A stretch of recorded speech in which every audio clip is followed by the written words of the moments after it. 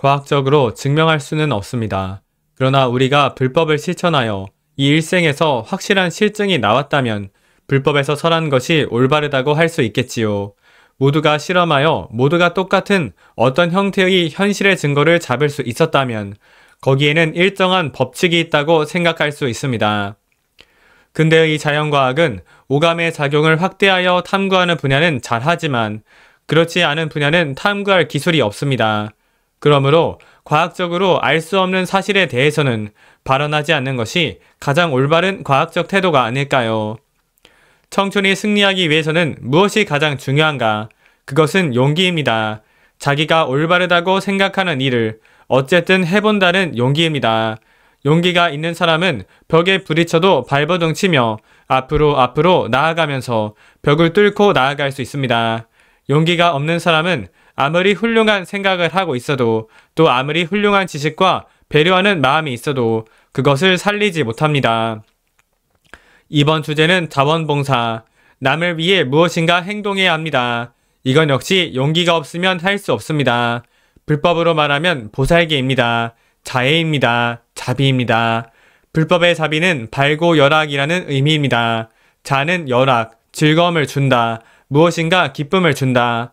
비는 발고, 괴로움을 제거해준다. 괴로워하는 원인을 제거해준다. 이 양쪽이 있어야 비로소 자비가 됩니다. 자원봉사는 어떤 형태로든 타인에게 즐거움을 주고 괴로움을 덜어주는 행위입니다. 그리고 그 궁극은 바로 학회활동입니다.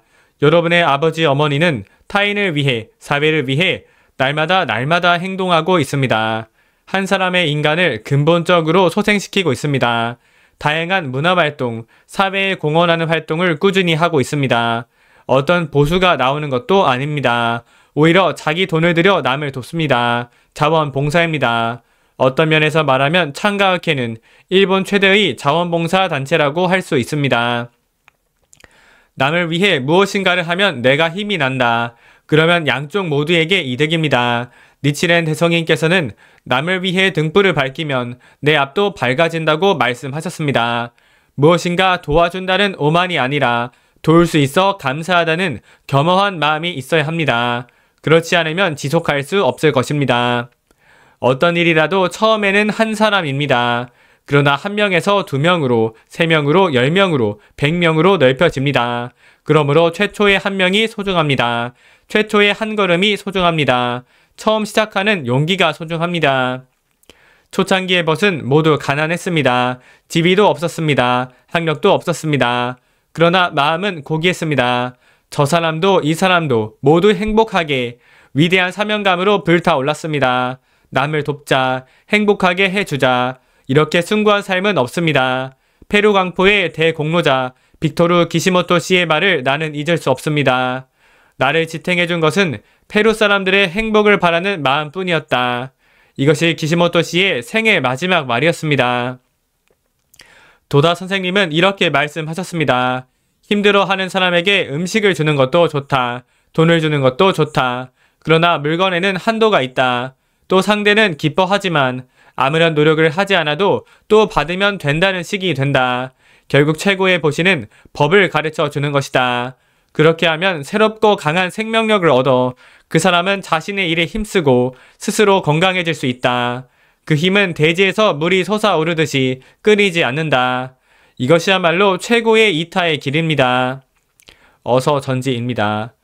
법에 배반하는 것이 방법인 것이니라.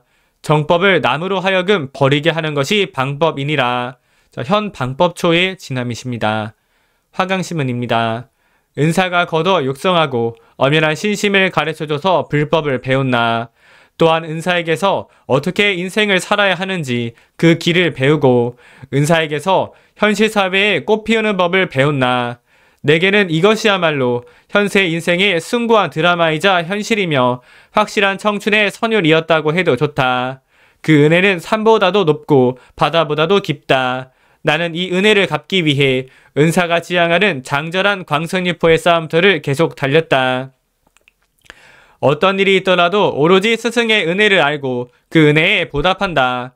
이 진실한 제자의 길을 이케라 선생님은 생애를 통해 끝까지 걸어 나갔고 그 숭고함과 준엄함을 우리에게 전부 보여주셨습니다. 광포의 미래는 이 사제의 길을 우리가 이어가는지 아닌지에 모두 달려 있습니다. 그러므로 어디까지나 선생님, 선생님이라 부르며 끝까지 구도하고 스승의 은혜에 보답하기 위해서는 오직 승리뿐이라는 결심으로 우선은 2030년 창가학회 창립 100주년까지 하루하루를 끝까지 투쟁했으면 합니다. 이날은 아침 근행을 40분, 저녁 근행을 70분 했습니다. 자타의 행복을 위한 도전 131일차, 상대의 불성을 예배하는 실천 115일차, 본을 보이며 기다리는 인내 111일차, 본 감사의 기원 106일차, 광포 대확대의 기원 107일차, 신신근본의 기원 86일차, 사제 직결의 기원 72일차를 올렸고 8시간 이상 수면 확보 1일차, 경제신문 정리 29일차, 영단어 암기 41일차로 했습니다. 감사합니다.